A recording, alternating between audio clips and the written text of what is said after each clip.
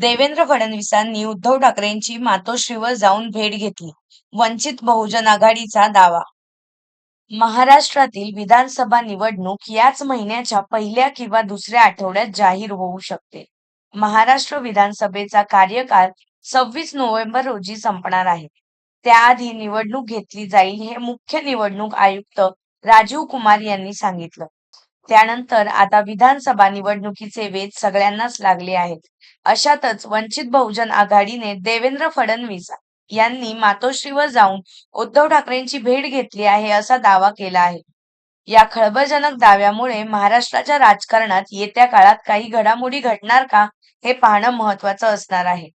वंचित बहुजन आघाडीला मिळालेल्या माहितीनुसार शिवसेनेचे खासदार संजय राऊत 25 जुलै रोजी रात्री 2 वाजता 7D मोतीलाल मार्ग या ठिकाणी भाजपाचे राष्ट्रीय अध्यक्ष जे.पी. नड्डा यांना भेटले.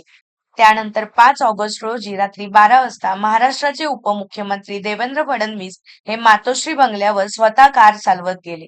उद्धव ठाकरे आणि त्यांची 2 तास बैठक झाली. त्यानंतर 6 ऑगस्टला उद्धव ठाकरे हे दिल्लीला गेले.